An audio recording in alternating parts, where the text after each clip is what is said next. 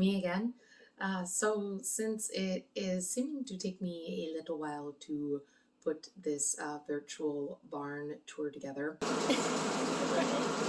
and by taking a little while, meaning I haven't even started yet. So, I decided to do another little edition of the Busy Bee. So, this is going to be on anxiety because that is something else I have to deal with, and I know a lot of other people have to deal with it too. So, let's get into it. Hi, my name's Samara. This is me. You're about to hear something really funny. Oh my god. This is how I die. And this is my life. I found a little toad friend. We know how to have fun. So, welcome to it. It's blizzarding.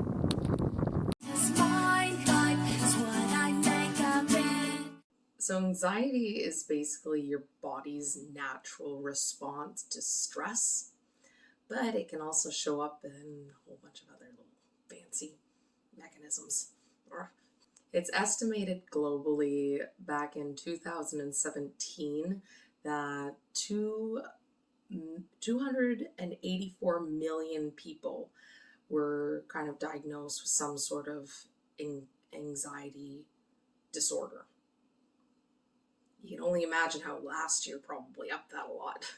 There are 5 major types of anxiety disorders. One is the generalized anxiety disorder. The second is OCD, or obsessive compulsive disorder. The third is panic disorder. The fourth is PTSD, or post-traumatic stress disorder. And the fifth is social phobia, or social anxiety disorder. Now, there are lots of variations and different types of anxiety. No one thing is, I don't want to say better, but there's no one thing that ups from anything else. If you deal or suffer with anxiety, it's gonna suck sometimes. One interesting fact about anxiety that I've discovered is, for me anyways, and this can, because anxiety has so many different symptoms and causes and all of these different things that you wouldn't necessarily think that, not only is there physical sensations of anxiety, there's mental sensations of anxiety. There's so many different components. But one of the things that I found with anxiety is that hyper, or not hyper, that the buildup. And so with that kind of tension rising thing,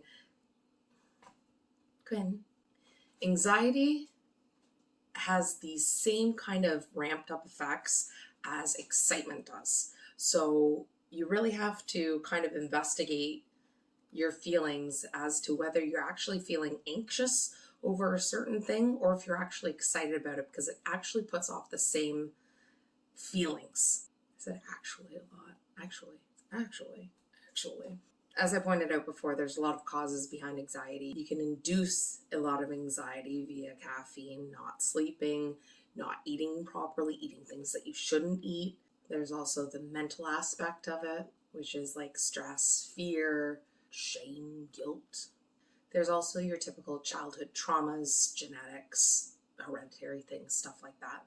The way anxiety kind of comes out in me is in multiple different ways, but usually I get a lot of heart palpitations. I can get really fidgety. Generally, I talk really, really fast. I go in and out of mana episodes. Mana? I can't remember exactly what it is. It's fun. I have had multiple panic attacks, and there's panic attacks and anxiety attacks. There is a difference. I find with anxiety attacks, it's basically I need to run, I bolt, I gotta get out of the spot that I'm in, and I'm just I'm gone. Panic attacks are basically I'm hyperventilating. I can't move from the spot that I'm in. So there, for me anyways, there is a bit of a difference in those things. My own personal experience with anxiety, I've had it basically all of my life. I didn't have nails for the longest time because my nerves have been so bad, and I am quite proud of myself. I still got nails. And yeah, so for the longest time, I didn't know that that's what I had. I also didn't know that depression was a factor either, which I figured I'd discuss in another little busy bee and me thing. But yeah, the best way that I can go about explaining this, if you do happen to have anxiety, and sometimes it's not a chronic thing, it's not a life thing, it's just something that you kind of fall into, and you're like, what is this? And then, sometimes you've had it all your life, like me, lifetimers, yeah.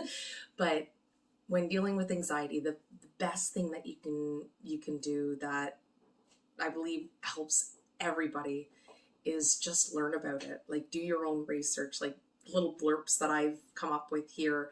I just quickly Googled as a refresher, because as much as I know this information, because I have gone years of therapy, counseling, all of these different measures of trying to sort out my crap, the best thing that you can do is just do your own research, find what resonates with you, and go from there, because knowledge is power.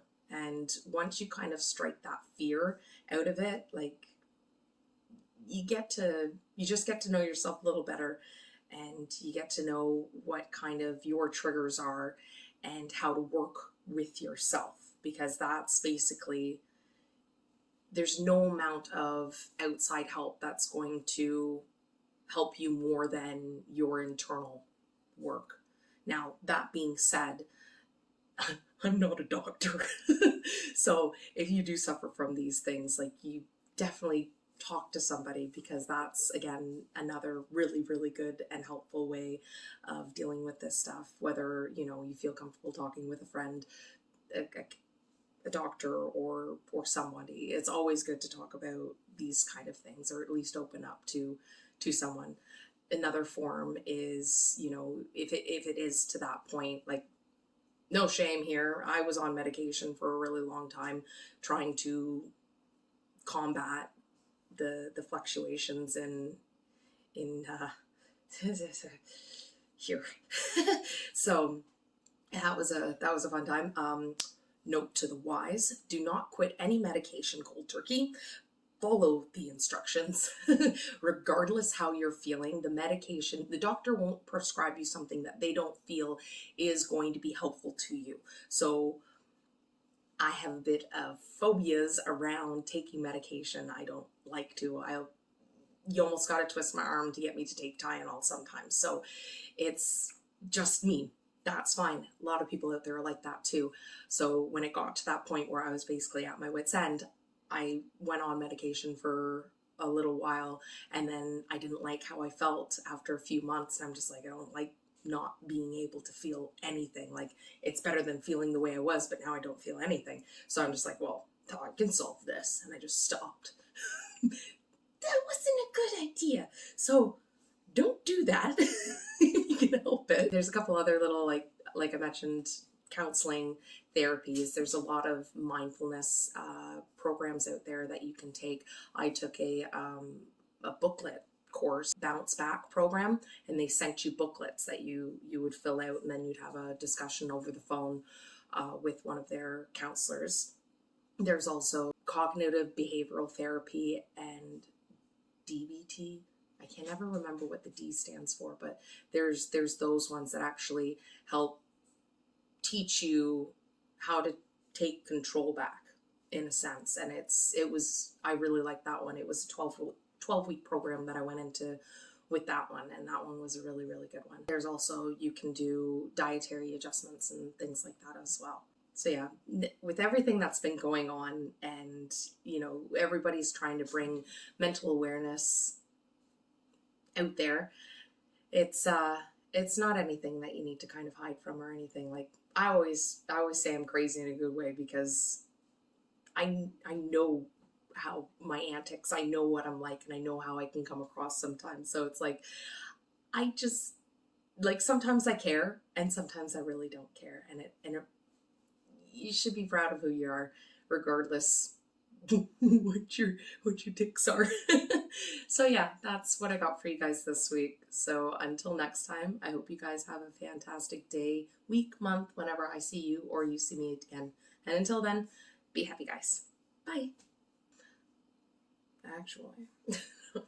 So one of the cool little, well, cool, I guess it can be considered cool. You barely ever get to see this cat. She's not usually seen. The elusive one. Can you make a pretty face? Like you want to be here? Maybe not. Okay. And she's gone. There's also your typical childhood. Anyway, I think that kind of flowed really well. Less editing for me. Still gonna have to put all the stuff in though. I think I talked about everything I was supposed to. I have my sheet of paper. That's all I put down anyways.